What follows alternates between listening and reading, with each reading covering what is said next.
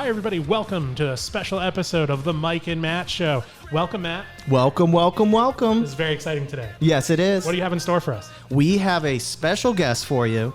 We're wrapping up season 1, which has been an incredible season. We've had amazing guests. We've talked about tons, varying different types of subjects. But today, we have a very special individual. You know who we're bringing on today? No, who is it? Mr. Pace Morby, host. No way. Yeah way. Host of the A&E's most popular TV show, Triple Digit Flip. Pace is also one of the most creative real estate investors on the planet. He also just put out a book, Wealth Without Cash. And this is all about creative finance, how to get deals done without using banks. And I'm really, really excited about it today. Are you? So am I. I'm really excited. Well, I think what we'll do is we'll get right into it, and let's get started. Michael. Yeah. We got a special guest here today on the Mike and Matt Show. Pace, thank you so much for spending the time here today. I'm looking forward to going through a ton of stuff with you, but welcome to the show. Absolutely, guys. I appreciate the time and the ability to share with your guys' audience how they can make money in this business. And I was just thinking about how great our partnership has been and how it's just kind of the beginning of where we're heading. And really, if I could go back and start real estate, meetups, getting in this business all over again, I would have changed a lot of things and I would have made it a lot more simple for myself. So I look forward to sharing some of those things today on this episode. Beautiful. That's amazing. Yeah, I mean, let's just get right into it. I think, Matt and I were chatting for days about your interview here, and we had a couple, things that we don't know about you that we wanted to know and to help understand the journey to this place. I think one of the things we talk about a lot on our podcast when we have people on is the journey, right? Like, we bring on a lot of people who are already at the pinnacle or at the top of what they're doing. And I find that a lot of people are just so interested in how they get there because there's so much grit and determination and failure and success and then failure again that always happens.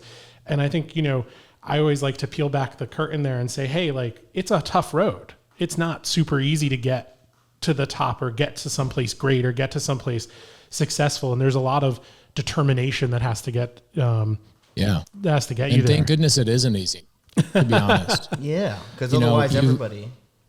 Yeah. So many people are like, where's the easy button? What's the easier way to do this? How do I do and accomplish the things that I want to accomplish? Looking up to maybe like a Patrick Bet-David or a Joe Rogan or this or that, like the pinnacle of success in podcasting would be Joe Rogan. So people are like, how do I just press the easy button and become that person, right? And I always say, thank God it's hard, because the reality is the people that when you realize all you have to do, you don't have to be perfect. You don't have to be ultimately intelligent. You just have to outlast everybody else.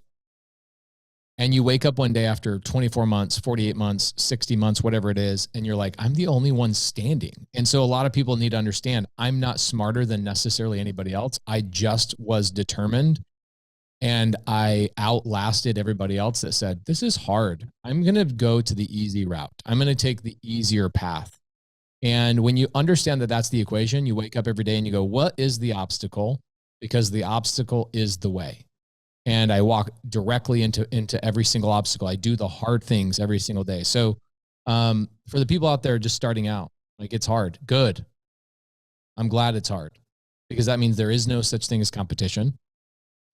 Literally, there's no such thing as competition. All of these friends of mine that I hang out with and we make money together in real estate and lending and all these things, people always ask, aren't those people your competition? I go, no, those are the only people that outlasted. And so there's only 12 of us. So of course, I'm not going to look at those people as my competition. Otherwise, I'd have no friends. So it really is about outlasting people. And part of that is just being really dumb. I was talking to Ed Milet before he went on stage the other day. And he said, man, if I could tell myself everything that I had to go through to ultimately become worth $500 million, would I have done that if I knew what it was going to take? And his answer to himself was no.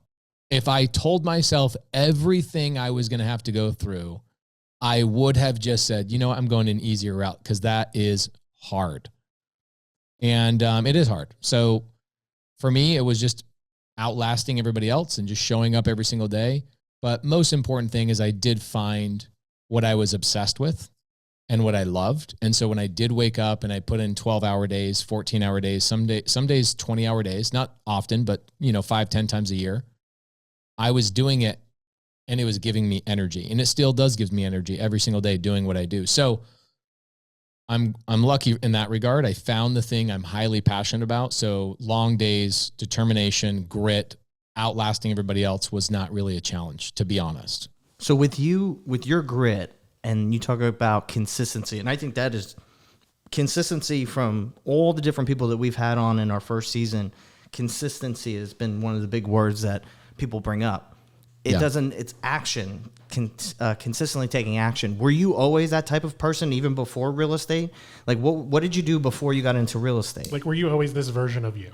Or was there something else that the catalyst that turned you into the version of Pace you are I've always today? been this person. That's amazing. Not the real estate version you guys know, but just determined and knowing that I wanted something. I remember when I was much younger, like 12 years old, I was walking down the street with my brother, Corbin, who's no longer alive, and his best friend. We were walking to a gas station. And his friend, who's 10 years old at the time, goes, "Man, you're going to be so rich one day. You, just the way you talk, what you're always like determined to do something.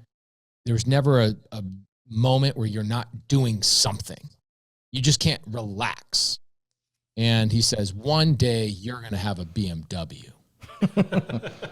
Because at that time you thought that was like the pinnacle of success is the car, right? And so I've always had the determination. I always knew that life was so abundant. And my biggest fear, honestly, is not touching every possible opportunity I can. I have major FOMO all the time. I'm looking at other people. I'm like, oh my gosh, they're in this location. They're doing this thing. Oh my gosh, I got to do more. I got to be more. I got to have more.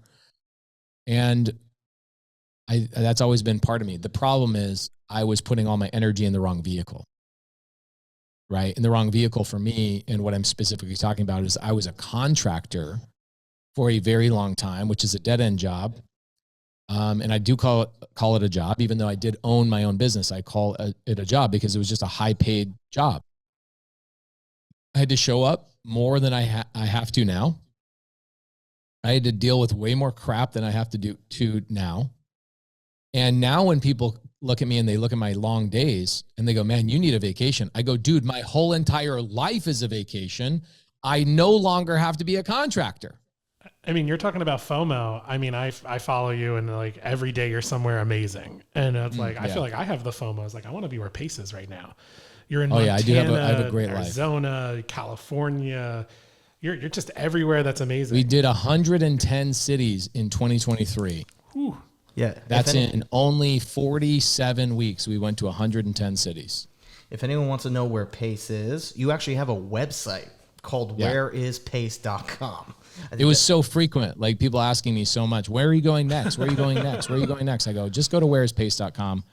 And I just made it a Google sheet, and I just lined out like every possible way that you could meet me in person so that people just track it now. And they, "Oh, I see you in April. Okay, great. I'm signing up for that thing. Oh, I see you coming in August." Like now in our next planning meeting for the company, we will plan the next 18 months of my schedule, because now we're doing it much larger and bigger and more efficient and all that kind of stuff. So yeah, you can always go to whereispace.com. Even my wife goes to whereispace.com to find out where I'm going. But even with that, I feel like you're always just like finding even new stuff that wasn't pre-planned. Like I'm always finding you're just like, "I'm just here today. I want to meet people," which I think is incredible. The amount that you want to meet people. I don't want to feel tied down, right? Like I never wanted to feel like, I'll give you a good example. We'll be flying into Atlanta, for example, and let's say we have a meetup that night. So we'll fly in, we land at 9, and I have a couple of things planned. I want to stop by some properties, maybe eat some peach cobbler, whatever. But then I'll put on Instagram stories like, who randomly, some random person, I want you to come pick me up from the airport, and I want to have you take me on some of your appointments in your business. I want you to take me to your office, and I want to dissect your problems. And so we've always left the randomness involved, and we never know where we're going to end up and what is going to end up happening. Of course, we always end up at the meetup, or we end up at the thing I'm supposed to go to. But between landing and showing up to the meetup, we leave it up to just chance. It's really interesting you bring that up. So you're going out, you're mentoring people. Was that something that you got on your way up? Did you have somebody that was mentoring you at any point in your journey? No. No mentors? No mentors. I had some awesome mentors, but like 7 years of me telling myself, I'm going to get started. I'm going to get started one day. I remember talking to my wife as I was working on this big apartment complex as a contractor. And I was like, one day we're going to own one of these apartment complexes. Just mark my words. We're going to do it. Then 7 years of saying I was going to get started. Finally, a woman showed up. Her name's Bethany Willis. This is back in 2013. So she shows up. She says, why are you a contractor? It's a dead-end job. You're a slave to my business. What are you doing? I said, I don't know. I don't know how to get the money. Ironic that you and I are talking right now. But I was like, I didn't know where to get the money. And now it's ironic that your team and us have built Alpha Gator. It's ironic that 10 years later, now it's like, I control the money and I teach other people how to control the money. But my biggest hesitation was like, I don't know where the money comes from. She's like, okay, great. I'll solve that in 3 minutes. Here's where the money comes from. I'm like, okay. She goes, okay, you have endless access to capital. Now what? And I go, I guess I don't know where the deals come from. So she made me pull out my phone. And yeah, it's a good question, because she really, the way she did this to me is how I now show up in a lot of people's lives, realizing that people can only listen to so many podcasts, watch so many YouTube videos, read so many books. They need physical interaction where people meet each other, connect, vibrate together. Our molecules need to feel other people's molecules to feel attached to a cause. And that's why these meetups started happening. But Bethany is her name, helped me get my first deal. I write about her in my first chapter of my book and just how much she helped me. But then what I did, she wasn't like a mentor that you pay. She was just a mentor, right? Then I went and hired a mentor to teach me creative finance, because I was doing creative finance deals, but I was learning it from my title rep, who was also another mentor of mine, Eileen Brown. And she was like, you need more help. Like, I can't be a slave to your business. You can't just be coming in here every day and asking me to whiteboard things for you. Like, you need to go hire somebody. So I went and hired a guy here in Phoenix, Arizona. I paid him $50,000 just to find out this guy had not done a deal in like 10 plus years. His mentorship was like 3 months long. Then after 3 months, you had to pay like $2,000 a week to stay. It was just, that's all I knew, because that's what I was interfaced with, right? And so the way I show up now is I do so many free things. Our YouTube channel is free. Our creative finance Facebook page is free. I do so many meetups for free. I do all these things for free to basically obliterate and wash out the wash-ups in this business. Trying to get rid of these people that are charging $50,000 for a 3-month mentorship, when my mentorship is lifelong and ever growing and ever changing. And it's an actual community of people connecting with each other. So yeah, all my previous experiences with people really made me show up the way I currently show up. So that specific moment with the guy you paid $50,000 to, is that where your passion for this giving to the community came from? Is that where you're like, listen, I have knowledge and I need to give it to somebody and I have to do it a better way than was done before? Was it that moment where you're like, this system is nuts?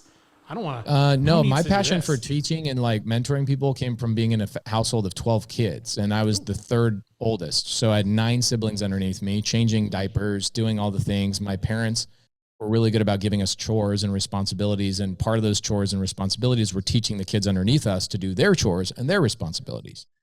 So that was just a way of life for me. Then you get older and you go into business and people try and keep their secrets really close. Like, I'm not going to teach you this. I'm not going to do that for you. Construction was one of the most cutthroat businesses I've ever been in, because the natural job style is, let's say I go get a homeowner that calls me off my website and they say, I want a renovation estimate. I have a budget of $100,000. What is that lady going to do? She's going to go and get 3 estimates. She's going to bid them all against each other, manipulate them, lie to them, so that one contractor comes in and tries to be the lowest person. Then ultimately he cons her into doing all these change orders and bleeding her to death until her budget is actually $125,000, right? Welcome to construction. I just gave you a summary of construction, but I would go to other contractors and go, how do we collaborate? How do we hang out? Let's go play golf together. Let's do this. And dude, all they wanted to do was steal from me.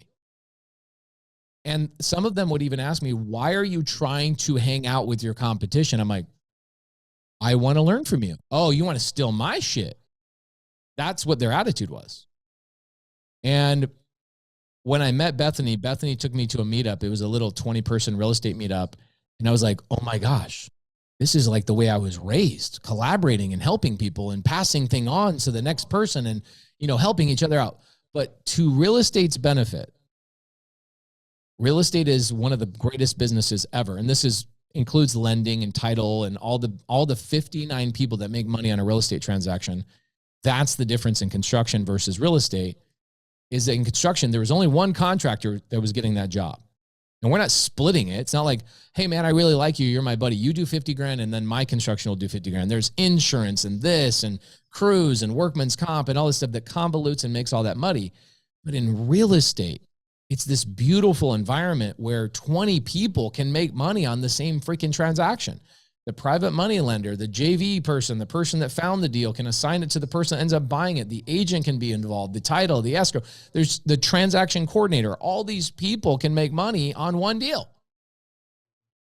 And I felt like I made it into the promised land when I met Bethany. I was like, this is great. Then I ventured out on my own with Bethany. I'm away from Bethany. She encouraged me to do so. She retired. Her and her husband moved to San Diego. And I started doing deals on my own, tons and tons of deals on my own. And I ran into a deal that a lead came in from Denver, Colorado, Phoenix, Arizona home. Seller lived in Denver. It was his second home. He was wanting to retire. His wife is getting ill, has all these issues. And he's like, I just got to offload this property. So I get this lead. I don't have anybody to help me. The seller says, I won't sign the contract with you unless you meet me in person in Denver. I was like, what? Like, what is this, 1920? Like, we have mobile notaries. He's like, well, I'm not doing business with the mobile notary, am I? I'm doing business with you. You get your ass over here and put eyeball to eyeball. I was like, okay, I respect that. So I went on a website that they call themselves a community. They are not a community. They are a forum. And it's just, I go on that forum and I go, hey guys, I need help. I've got this deal. Here's the situation. Who wants to joint venture with me? Who wants to share this deal with me? And I had a guy basically stab me in the back. He took the printout of my post from the forum to the seller's house and was like, look, this guy Pace is not really trying to buy the house. He's trying to JV and wholesale this deal. Seller calls me, tells me about it, still gives me an opportunity to come up there and meet with him. I go all the way up to Denver to meet him. I had to drive there because it was too late for me to get a flight. I drive 16 hours, frustrated and pissed off that somebody stabbed me in the back. I then signed the contract, and on the 16-hour drive back from Denver to Phoenix, Arizona, I create this whole ecosystem in my mind of how do we collaborate as a community in real estate and oust all the troublemakers and the serpents that are stabbing people in the back. So I get home. The first thing I did is I started doing local meetups of my own. I started taking people in my Prius. I was like, I could either complain about the people that stabbed me in the back, or I can create an ecosphere in an environment that protects me from those people. That our environment in this community is so freaking awesome that if somebody acts up, they get kicked out, and it'll be the worst day of their professional life of getting kicked out of this amazing ecosphere. So I went to work. And first thing I did was I went on Instagram stories. This is when I had like 3,000 followers. I now have like 500,000 on Instagram, which is crazy. And I make a post on Instagram stories and I go, hey, if anybody wants to just get in my Prius with me on Saturday, I'll take you to all my appointments. You can meet my attorneys. You can meet my contractors. I'll show you every part of the business. I'll show you how to lock up contracts. And nobody showed up. And so I did it the next week. 3 people showed up. I did it the next week. 63 people showed up. It was crazy. I said, okay, I can't take people in my car anymore. This is problematic. So what I'll do is I'll just start doing a Friday meetup at my office, and I'll order a taco truck and I'll feed people.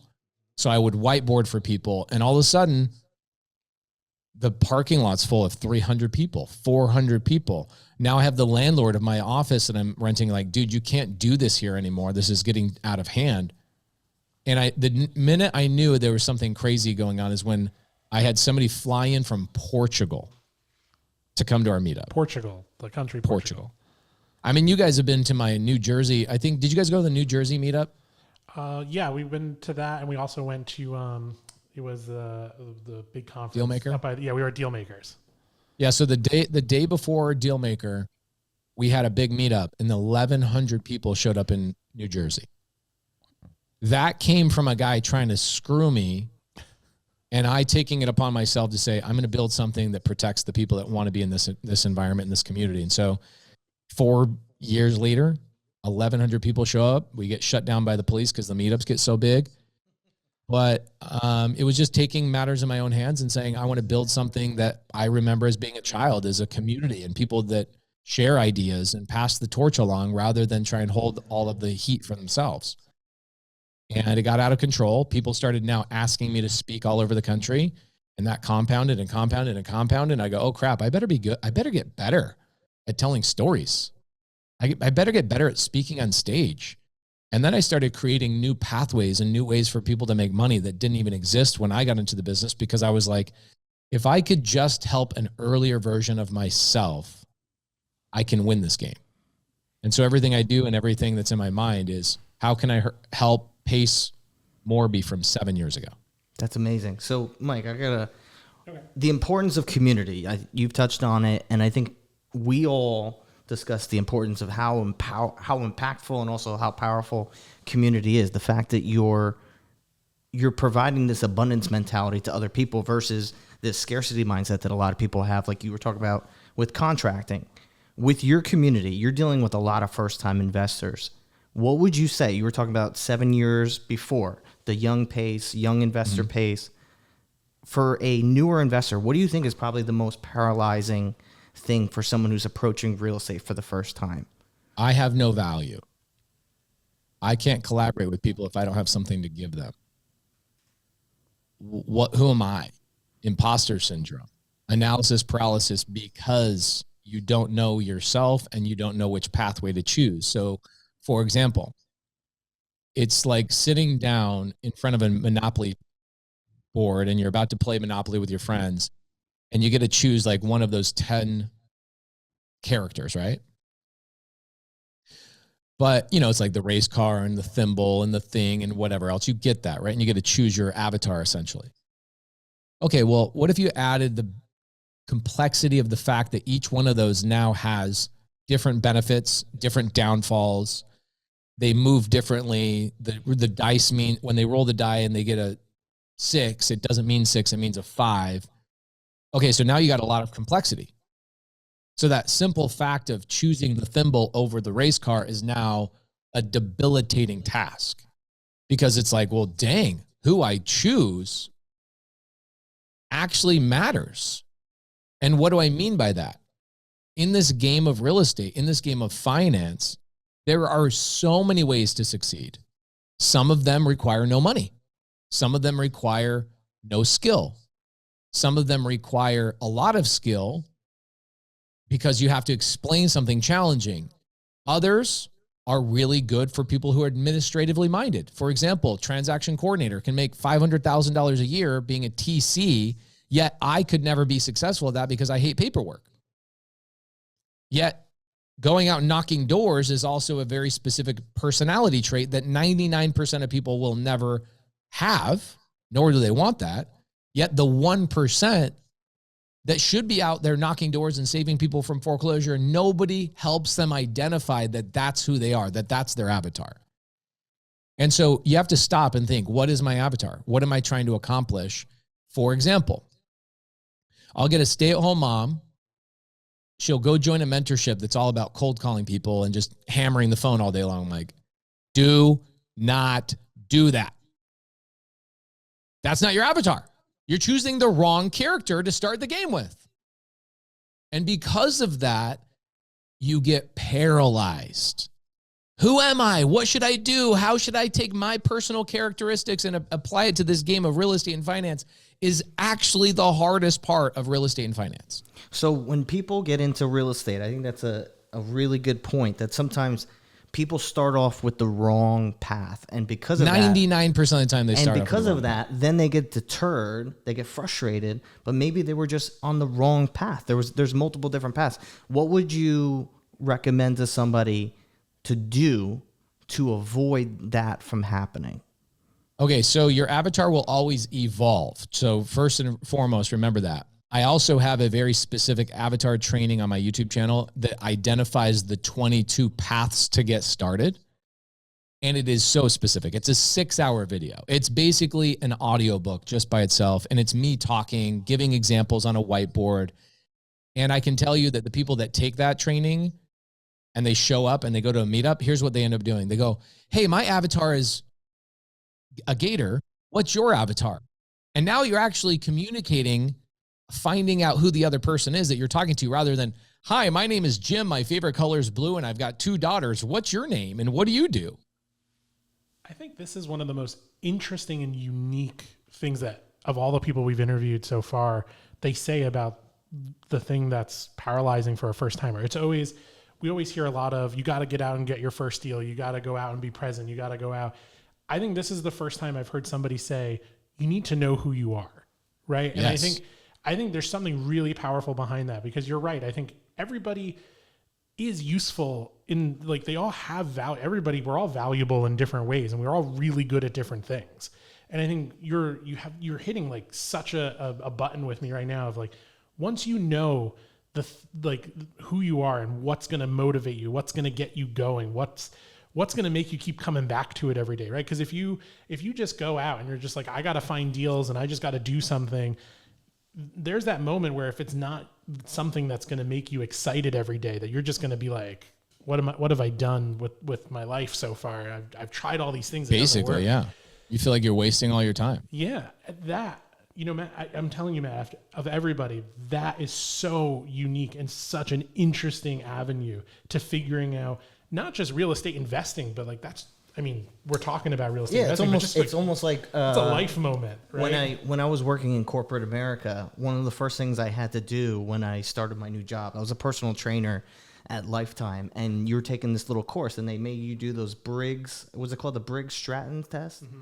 And they make it's a personality test, and basically it helps the manager or the leadership from your company help better identify what your strengths and weaknesses are. But you're basically like creating that for real estate, Pace. Where, yes. Because if you could spend, there's people that do wholesaling, there's people that do flipping, there's people that are realtors, and maybe they were not actually meant to be in that position, and they could have spent 20 years, 5 years, however, and their entire perception, because they always say perception's reality, their entire perception of what real estate was based on that experience. But what you're doing is being able to help people identify it sooner so that their perception could be different. Also recalibrate them, right? If they've already been stuck, how to like recalibrate their mind. Oh, guys, I go even deeper. Here's how good this is. So I identified 22 avatars that are all specific based on personality type, geographical location, budget, right? Like if I don't have any money, but I want to get started, become a gator, right? I can just go and deploy Alpha Gator money into somebody else's deal. Boom, done, right? Other people don't even want to own real estate. What's funny is people buy real estate because they're like, this is what they told me to do. I got it. And then they wake up 5 years later like, I hate this. And I end up buying all their properties on creative finance because they realize I never wanted to be a landlord, right? So I have 22 avatars. Not only do I have avatars, I have merit badges that those avatars should go and earn as fast as possible, okay? So if I'm a unicorn realtor, I'll have 20 or 30 merit badges that take me 12 hours each to go earn that merit badge, much like a Boy Scout. So it's like, well, how do I know how to do you know how to tie knots, Mr. Boy Scout? Well, I do. Okay, do you have the merit badge? No, I don't. Okay, go get the freaking merit badge and get certified in tying knots and stop being so naughty. That's a pun. So every single avatar we have has a series of merit badges that they get certified in a micro skill. So for example, if I'm a gator, one of my micro skills would be, how do I build a team? How do I go out and get business? And I get certified in finding business, and scaling my business is a whole nother micro skill that I call a merit badge. So anybody out there that's an Eagle Scout or a scout of any sort, you'll really resonate with the merit badges, because you're like, oh, I earned something. I went through a syllabus, I earned a certificate, and I get a badge that I essentially wear with honor saying I accomplished this thing. And here's why I do this. One, people don't know how to identify what they should be working on as a path. That's the first step. Like, okay, great. I am this. I am a unicorn realtor is one of my avatars. I am a gator, let's say, is one of my avatars. Perfect.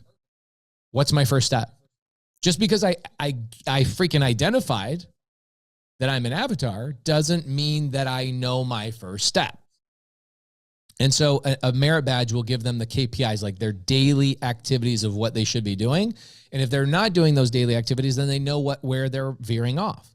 Other people, this is what other coaches just do. They go, cold call. Just cold call. Just pick up the phone. Just talk to people all day long. It's like, no, some people are not meant to do that. Some people are not meant to get on the phone. And I found this out by meeting a guy named Hunter Runyon. Never in his first 200 real estate transactions did he ever have to talk to a single person. He did everything through text message. Why? Because he was deathly afraid of talking to people. Okay, cool. Well, there's a pathway for that person. You got to identify it. So with the merit badges, what it does is it tells you exactly what to do. Why is that important? Because most people are venturing from the 9-to-5 space into the entrepreneur space. It is a completely different mindset. And so when you teach people, all right, be an entrepreneur now, go out and do these things and build, create. That is not what they've ever done in their life. Even though they have the creation DNA from God inside their body, they've never practiced creating things, creating what my schedule should look like. What should I work on? Where should I identify my best use of my time to make the most amount of money? They don't know this because they were in a 9-to-5 job, and the 9-to-5 job told them when to show up, when to leave, how to clock in, how to clock out, when to go to lunch, what to do, and most importantly, what not to do. Oh, no, don't do that. That's not your job. Oh, no, don't do that. Don't do that. That's the world they lived in for 20 years, right? And so you have to meet people where they're at, meaning tell me what I am and tell me exactly what I should do. And so when somebody ambiguously says, get out there and make it happen, I'm like, that person's going to fail. Yeah. So the fact that you've been able to create this community, you've been able to create a clear path, what you were just talking about with the 22 different avatars, figuring out who you are. You've been an incredible brander. I don't know if, I would love to talk about just marketing and branding with you, because I don't know if it's you. I don't know if you have an amazing team that does it, but my two best employees were these two thumbs for about 7 years. What you've done with SubTo, your whole creative finance, umbrella and everything, and then also now Gator. When you created that, could you tell us a little bit about what was the SubTo, and then also how you got to Gator and how you've been building them so they both can work in conjunction with each other? I just looked at the way I got into SubTo is I was forced into SubTo actually. And what happened about 5 years ago when I decided to double down on creative finance, it hasn't been that long. I've been doing creative finance for 10 years, but 5 years ago, I decided I'm branding myself as the SubTo guy because I had to out of necessity. I had just gotten out of my construction business, shut that down. And the biggest customer I had in my construction business went out of business, and he filed bankruptcy. And because of his bankruptcy, I lost like $1.2 million. And I didn't have any cash to go and buy more rentals. And so I was like, oh, I know SubTo. I'll just do more of that. And I said, what I focus on will expand. And so I just kept focusing on SubTo and seller finance deals, just kept focusing on it. And about a year later, that's all anybody would send me. And I was the SubTo guy, and I stopped doing cash deals. And then I had a seller one day, and I was really like trying to come up with like a SubTo logo, because I was like, I want to be known as the SubTo guy. I want to dominate this niche. And I ultimately want to create a community all around creative finance. And I even went to like top creative finance guys, the guys that have been in the business for 40 years, and said, let's create a Facebook group together that's like, the Knights of the Creative Roundtable. And I had this vision for like all of us collaborating together and coming together with a unified way of educating creative finance and normalizing the conversation around it. And none of them wanted to collaborate with me. They all now want to collaborate with me because they see what I did. But at the time, there's like, why would I share my secrets with you? Okay, I'm going to run you over. And how do I pleasantly say that I can see the future and you can't? And so one day I'm doing a deal with a seller, and the seller sends me a late night text, 1:00 in the morning. Hey, thanks for saving me in this bad situation. I reply back, isn't it amazing what creative finance can do? That's how I reply to him. He replies back and says, SubTo, and puts up a little SubTo emoji, little peace sign. I go, that's my logo. And I was like, every photo from when I was young, when I don't wave to people, I'm like, hey, what up? Yo, what up? What up? What up? It's like John Lennon or like presidents walk out of planes and go like this. I've always done that. And I just said, it's the most recognizable emoji. It's the most recognizable thing. It also means it's like tongue in cheek. Subject to does not mean TWO, the number 2. So I was like, let's make this fun. And I had the logo for about a year before I launched my community, but I always had Gator in mind. I just didn't know what the name was going to be. I knew that what was going to happen is I was going to create a community of people doing tons of real estate deals.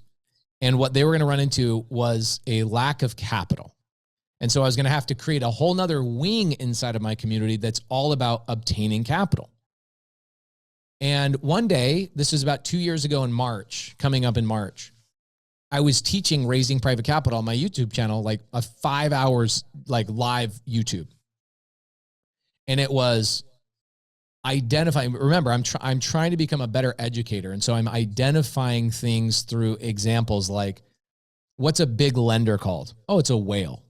Okay, what's a lender that's always wanting way too much money, really short terms, and they're taking advantage of their customer? A shark. I was like, okay, we got a theme here. We got water animals going on. So I came up with swimmers and dolphins and guppies and all these things. And then I came up with the gator. And the gator, it was like the second I said it out loud, I was like, that's the thing that will be named what we're going to call the financial wing of our total community. And it took me nine months or so to craft it. So March till like October. And I worked almost every day on it, 4 or 5 hours on crafting legal documents and how does this work and talking to my attorneys and collaborating with other people. And then we launched that, always knowing we were going to launch it. And same thing with my top tier TC wing of our community. That actually, to go back and talk about the mistakes, the failures, the successes, and all the things that happened, top tier TC was supposed to launch before I launched Gator. But I launched top tier TC after Gator. Why? Because the person I brought on as a partner in top tier TC stole everything from me. She came in, saw what I was creating. She goes, I'm just going to steal this and I'm going to rebrand it. I'm going to go somewhere else. And that pushed me off 2 years. I lost 2 years on the launch of top tier TC. What is top tier TC? Well, Gators and SubTo community members are doing all these deals. Who's doing all the paperwork? Who's organizing all this? Who's making sure they're keeping their crap in order? Are the TCs. So originally it was supposed to be SubTo, launching TC next, and then Gator, so that it all cohesively has somebody kind of in the middle doing all the paperwork. But things happen. Things are not perfect. Progress is perfect. And so I just kept progressing forward. I said, all right, the TC thing will have to wait for a while. I'm launching Gator. So we launched Gator and it changed the whole game. I get people that come to me showing how we had this lady just the other day, 63, 64 years old, Elvira, made 171 grand in 90 days. Insane. And she didn't have to find the deal, find the buyer, do anything but insert herself into somebody else's deal that needed her to bring in a financial resource. And it wasn't even her money. You know, it's Alpha Gator money, or it's maybe some of the money that we bring to the table for Gator. And I look at this weird thing and people are like, oh my gosh, this is so amazing. I was like, I've already been seeing in my mind for 5 years. So for me, it's not that amazing. I'm just like, next iteration, next chapter. We're on currently chapter 8 of a 26 chapter dream I wrote. It's insane. And where we're going with this, people, I stopped sharing where we're going with it because it is so daunting to know how big this is going to be. And people, it melts their brain.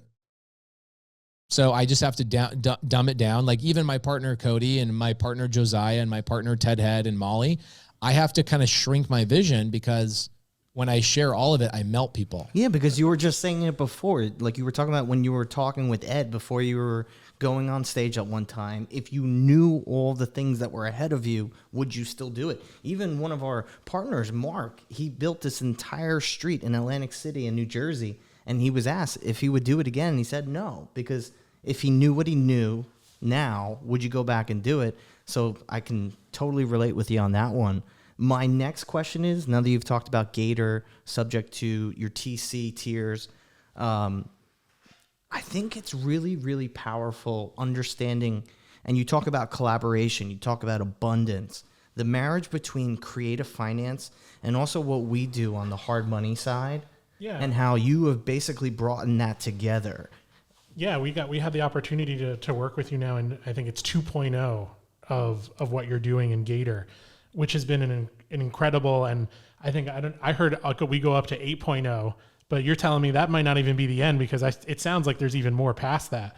But with this, what we're doing, I think it's interesting, right? Because Matt was just saying it, and I'd love to get your perspective on it because I'm sure it's extremely unique. That marriage between, like he said, what we do, we're doing, Alpha here and now with Alpha Gator, we're doing hard money, more institutional type financing, but for real estate investors and creative financing. And it's my belief that both of these things exist together. They are useful together. And I think it's really interesting for people to hear how both of these things exist together. We hear it a lot like, I'm learning creative financing. You're kind of the old world. I don't know if I need you. And we're like, and then other people who are like, oh, that's interesting, but how does this work with what I do? And I would love to hear how you would tell somebody, hey, creative financing is incredible, but there's so many different other things you can do when you marry some, maybe, I don't want to call us old, but kind of the older type of money, this more institutional money with creative financing. And when you pull them together, what does that create? It's maybe a hard analogy to draw, but when I had my daughter, Corbin, most beautiful thing in my life. Oh my gosh, this is great. I can't imagine my family any other way. Can't imagine how the energy in our house feels any other way. Then we have another child, and that child comes in completely different personality and compounds and compounds and compounds all the amazingness in that house. And then you go, I can't imagine it any other way. That's how it is with Gator, SubTo, top tier TC, and how they all complement and benefit each other. Here's how it technically does. Guess what? If I buy a house SubTo, seller finance, lease option, anyway, at some point, I will 100% of the time refinance that property. Every time. There's never been a seller finance SubTo deal that I've just kept as a SubTo deal. I wait 7 years, 10 years, and I'll extract all the equity out of that deal that I built by going out and getting a DSCR loan. Or how about this? Just because I do SubTo and seller finance doesn't mean I don't also do fix and flip. Fix and flip is also usually where I get my capital from to put money down on big properties.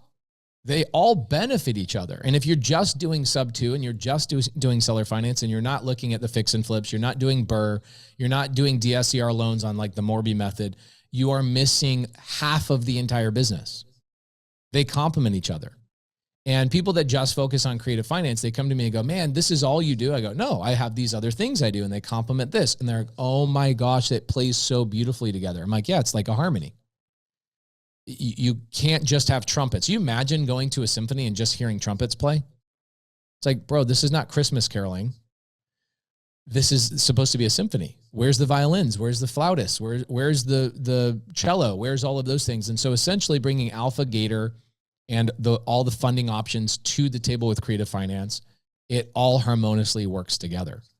And I will watch people do wholesale, which doesn't need creative finance or lending. Then go, wait a minute. I can wholesale to a buyer, and I can also be the gator who supplies them with alpha funding, and I can double dip. I can make money on the wholesale deal and the fix and flip money. Oh my gosh, this is the greatest marriage ever. And same thing with SubTo and seller finance stuff. People will refinance. And when you're building a relationship with people and you go, hey, not only did you buy this SubTo or seller finance deal for me, but I want you to know that when you're ready to refinance, pull your equity out of the deal, I can give you that money. And they go, oh, you have money? Yeah. So when you're ready, let me know. Oh, I'm ready right now. What do you mean? You just bought a SubTo and seller finance deal. Yeah, but I also do fix and flips, and I also do the burst strategy on these other deals that I did not buy from you. Oh my gosh, I'm glad I opened my mouth, because now I have a whole line of business from somebody I just sold one deal to with creative finance. It is a beautiful marriage. I'm really happy you brought it up that way, because like I said, we've just been hearing like, I don't know how. And I think your symphony example, your analogy, I think that's the best way to say it. Like, how do you make beautiful music? And it goes back to what you were saying earlier about bringing people together, right?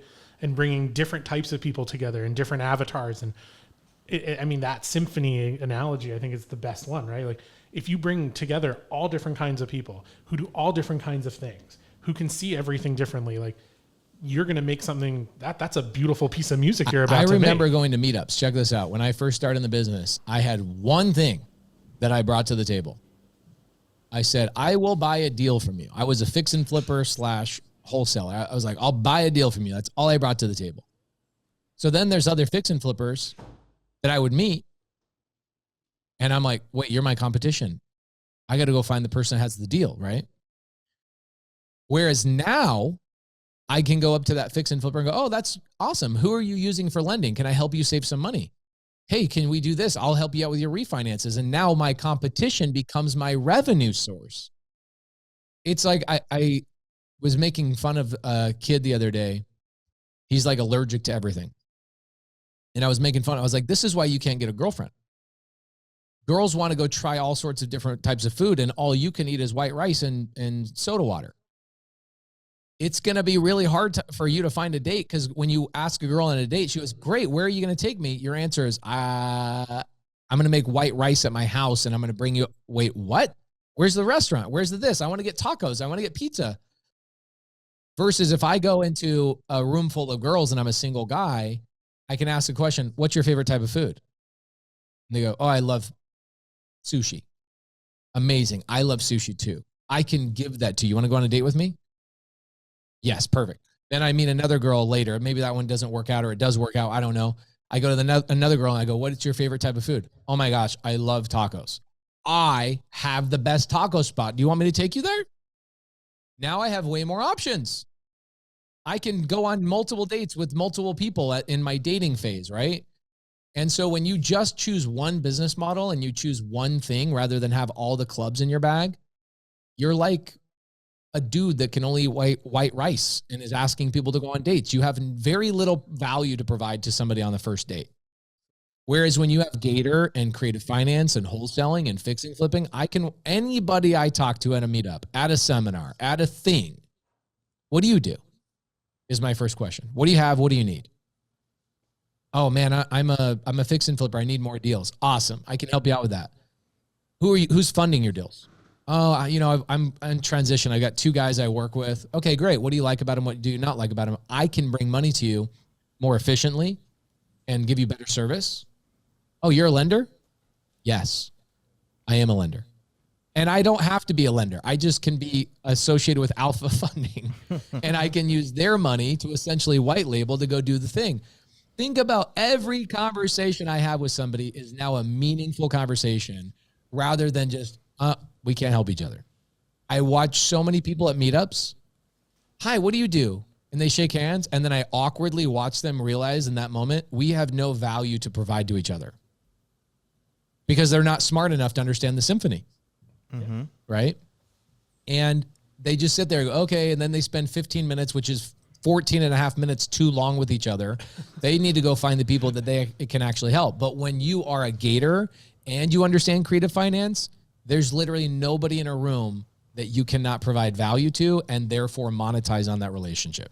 Which what he was just saying about the symphony, but also you could use the toolbox analogy. What I love how you said having multiple clubs, having enough clubs in the bag.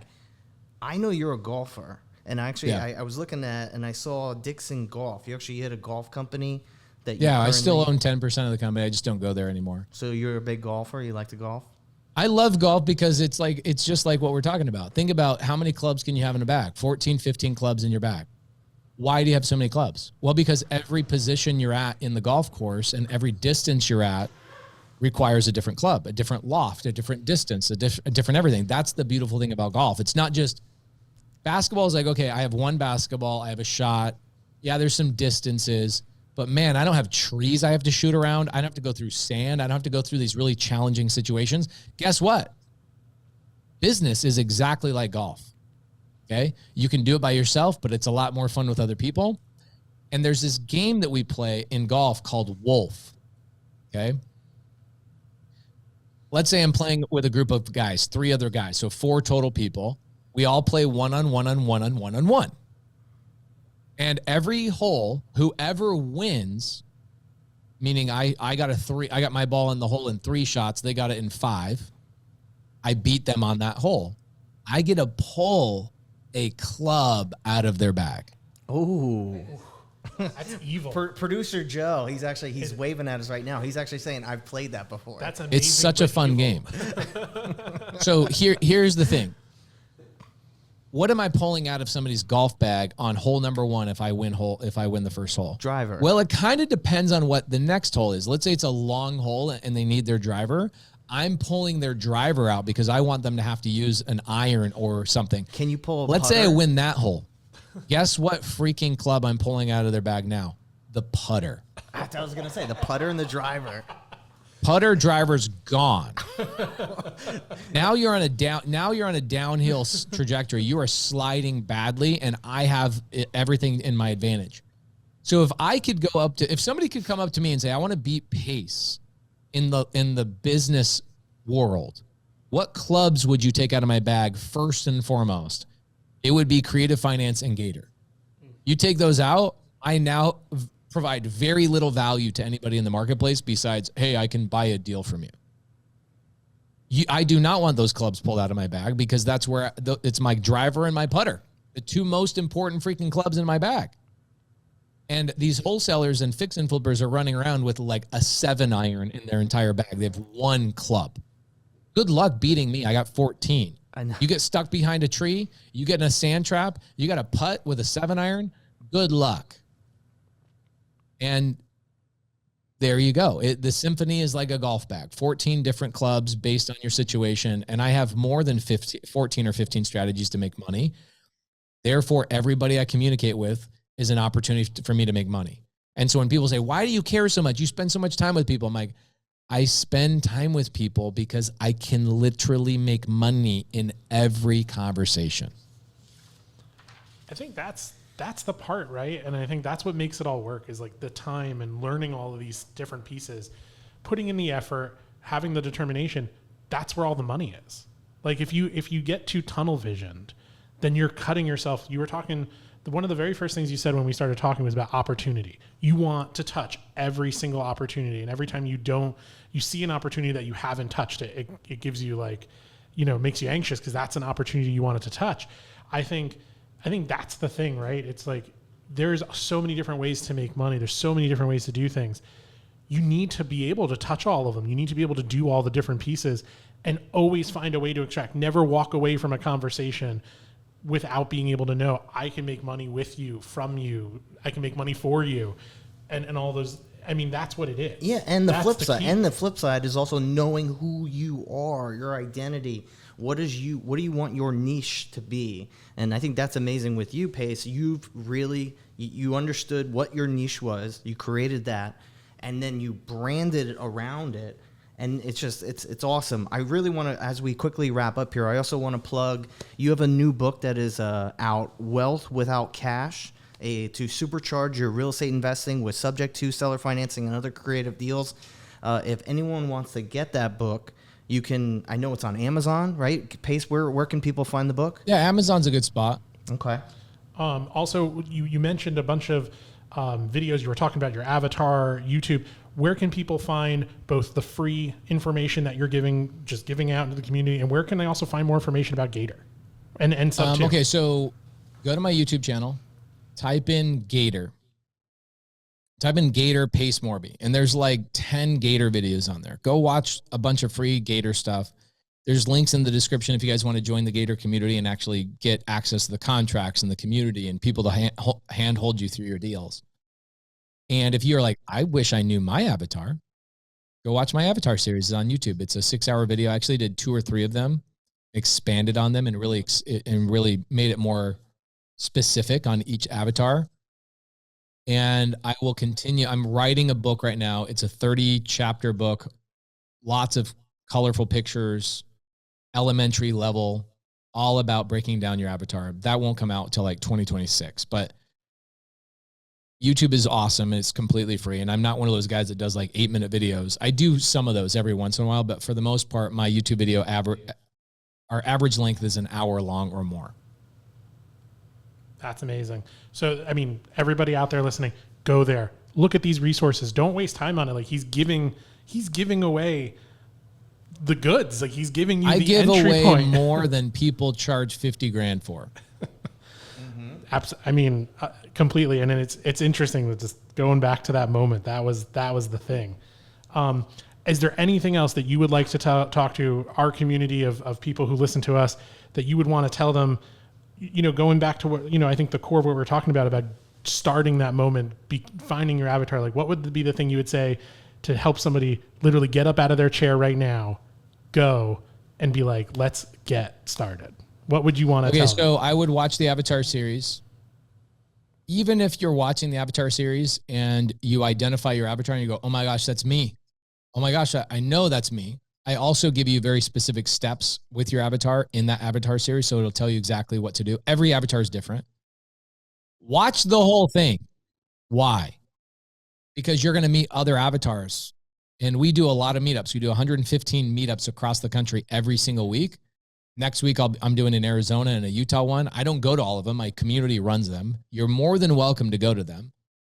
Go and meet my community members and get to know their avatars, because if you understand their avatars, you know what they need in their business, and you therefore know what to bring them in order to monetize in their business and in yours. So figure out your avatar. Go to my meetups. You can go to the meetups, whereispace.com. You can find meetups there. And go connect with other people and say, what's your avatar? My avatar is this. And other people that have watched the Avatar series will immediately know how you can help them and how they can help you. It cuts out all the BS in 10 seconds. I also want to thank you, Pace. You always talk about having the attitude of gratitude. Having you come on here today means a lot. Our partnership with Alpha Gator Funding, it's been a great start. We already had a couple success stories already to start, but I just want to thank you for choosing Alpha and aligning with us, because we're really looking forward to how this continues to evolve. And taking the time out of your busy schedule. You're everywhere, and the fact you sat down with us for an hour, we're so appreciative of your time. Oh, guys, you guys are the best. We appreciate you. We're just getting started in our relationship with you. Just wait. 2024, 25, 26 are going to be huge for our partnership. So thank you guys so much. Absolutely. I'm so excited to be part of this symphony. This me too. Really exciting. And we're really working on, I played the trombone when I was younger. I'm really working on my trombone right now. Alpha Gator Funding, I was just telling, I forget who it was. I think it was Julie from your team. And we're putting out some videos on all of our different loan programs that we have, how to navigate the process, just like with you, where you pour into your students, your community. We're putting up videos on there, more and more content. So if anyone's watching, Alpha Gator funding, if you're an affiliate or just anyone who wants to get funding through the Gator community, we're going to have a lot more content that will be put up on the website in 2024. Absolutely. Love it. Thank you, guys. I appreciate you. Thank you so much again, Pace. We really appreciate it. Yeah, in honor of you, Pace. Yeah, in honor of you, Pace. Love it. Thanks, guys. All right, see you later. It's been an incredible season with you, Mike. I just want to, quickly, if you are a listener, if you're checking this out for the first time, or if you've been watching, make sure you like us, follow us. We have our podcast platforms as, however you're listening to your podcast, Spotify, you have Apple, there's all different ones. Wherever you want to listen, wherever you want to do it, there is a place for you. But doesn't matter where it is, you can find us. Make sure you like it, post a comment. We want to hear feedback because, looking into the new year, we're going to be starting in probably early 2024, and we have some amazing ideas of how we want to continue to build this. But definitely like us, comment. Also, please follow us on our YouTube page, Alpha Funding. And also, we have an Instagram page at The Mike and Matt Show. So please show us your support. We appreciate you. It's been an amazing first year. We've had some amazing people on. Mike, I appreciate you. I appreciate you too, man. And to anybody out there, if there's somebody special you want us to talk to, send us a message on Instagram, send us a message anywhere, on any of the places you can find us, and we'll try to figure that out. So, Matt, this has been great. Happy New Year, bud. Happy New Year.